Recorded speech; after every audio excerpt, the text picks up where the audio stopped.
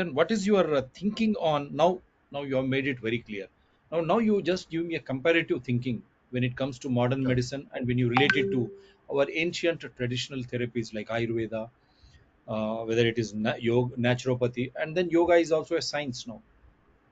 How do you Okay. look at this scenario? How can you differentiate now? What your understanding? Okay. Agree, agree. Let me explain you.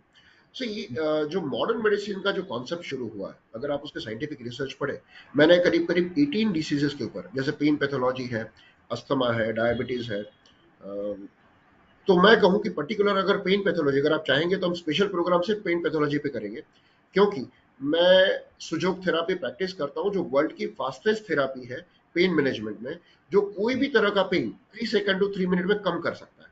So as of now world में जितनी भी therapies है उन सब में वो fastest है। तो अगर हमें ये कंसेप्शन दिया गया है कि मॉडर्न मेडिसिन बहुत फास्ट है, बहुत इफेक्टिव है, अगर इस कॉन्सेप्ट से देखा जाए तो मेरी सुजोग थेरापी मॉडर्न मेडिसिन से भी फास्ट है, उस Okay. कंपैरिजन की बात करें। Now let us understand modern medicine versus traditional therapy as a whole. So modern medicine का कॉन्सेप्ट ये है कि आपके पास जो भी सिम्टम आता है, मान लीजिए आपको हेडेक हो रहा है, मान मैं लीजिए आपको करेक्ट कफ हूँ, हुआ मैं है। मॉडर्न के बदले में मैं उसको वेस्टर्न मेडिसिन कहता हूँ, बोलिए। हाँ, आप उसको वेस्टर्न मेडिसिन कहें। तो जो वेस्टर्न मेडिसिन जो आई है, जो ब्रिटिशरों ने हमें एज ए अपनी स्लेवरी हम लोगों को जो देकर के वो गए थे। आईएमए अगर आपको याद होगा, मतलब मुझे नहीं पता आपको पता है, लेकिन आईएमए का फाउंडेशन ब्रिटिशरों ने किया था, इंडियन डॉक्टर ने आईएमए का फाउंडेशन नहीं किया। So I agree it is western medicine. So उन्होंने जो कुछ भी मॉडर्न मेडिसिन वेस्टर्न मेडिसिन के हिसाब से जो किया है वो सिम्टमेटिक रिलीफ है, अर्थात आपके शरीर में जो भी सिम्टम पैदा होते हैं उस सिम्टम्स को बंद कर देना। मतलब आपको वॉमिट हो रहा है तो वॉमिट बंद कर दीजिए, अगर आपको लूज मोशन हो रहा है तो लूज मोशन बंद कर दीजिए, अगर आपको चक्कर आ रही है तो आपका चक्कर बंद कर दीजिए, अगर पेन आ रहा है तो पेन को बंद कर दीजिए। तो अभी ये जो हो रहा है उसके पीछे इसका क्या कारण है, क्यों ऐसा हो रहा है, ये नहीं देखा जाता। सबसे पहले उसे सिम्टमेटिकली उसे रोकने का काम वेस्टर्न मेडिसिन करता है। जबकि अगर आप ट्रेडिशनल मेडिसिन की बात करो तो ट्रेडिशनल मेडिसिन के 3 एस्पेक्ट होते हैं। वो हमेशा ये मानता है कि जो आदमी हेल्दी है वो हेल्दी रहना चाहिए।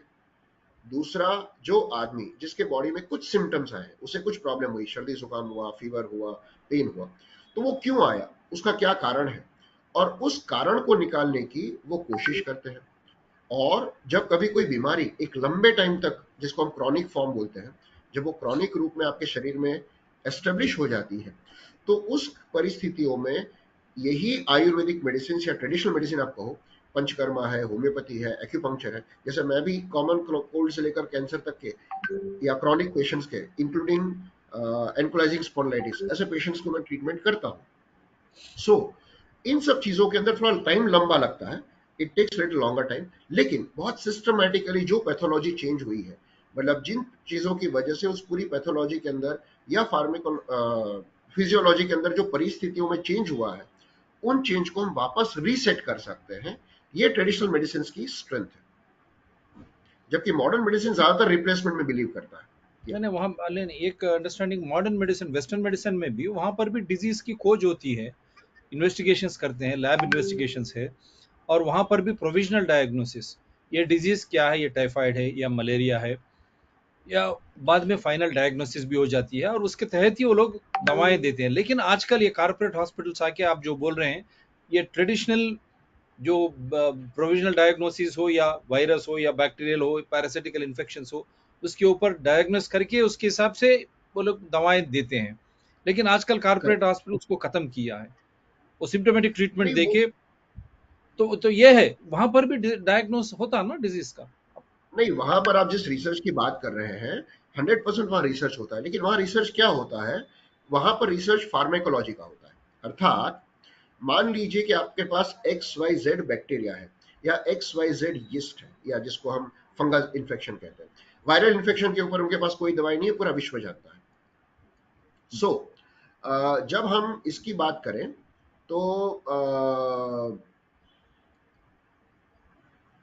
मॉडर्न मेडिसिन के अंदर जो भी रिसर्च होती है वो ये रिसर्च होती है कि इस पर्टिकुलर बीमारी के ऊपर, यानी ये let's for example I give a tuberculosis, कि ट्यूबरक्लोसिस अभी गवर्नमेंट ऑफ इंडिया ने डिसाइड किया है कि हम लोग टीबी को बाय 2025 पूरा कंट्री में से खत्म करना चाहते हैं।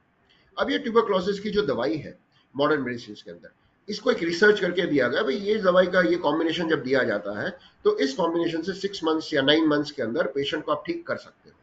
तो ये कैसे रिसर्च होती है कि जो टीबी के पेशेंट होते हैं उसको आइसोलेशन में रख करके वही दवाई दी जाती है, एक पेशेंट, 10 पेशेंट, 1000 पेशेंट, या उसके हिसाब से उसका एक डेटा बनाया जाता है और फिर फाइनली उसके ऊपर एक पेपर प्रेजेंटेशन बनता है।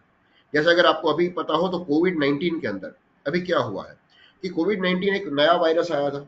अब नए वायरस की वजह से इसकी क्या बीमारी की मतलब इसको कैसे ट्रीट करना है इसके ऊपर कोई प्रोटोकॉल नहीं था, क्योंकि किसी भी डॉक्टर के पास इसका कोई इन्फॉर्मेशन नहीं था। ये एकदम नया सा स्वयंभू वायरस था। अब केमिकली प्रोड्यूस था या अपने आप था वो एक डिबेट का विषय, वो डब्ल्यूएचओ क्लैरिफाई करेगा।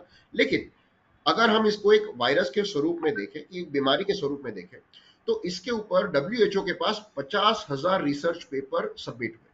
अब ये जो 50,000 रिसर्च पेपर है ये क्या कहते हैं कि पर्टिकुलर डॉक्टर ने XYZ फॉर्मूला यूज किया, दूसरे डॉक्टर ने ABC फॉर्मूला यूज किया, तीसरे डॉक्टर ने PQR फॉर्मूला यूज किया, और ये फॉर्मूला इतने पेशेंट के ऊपर वो प्रॉपरली काम किया।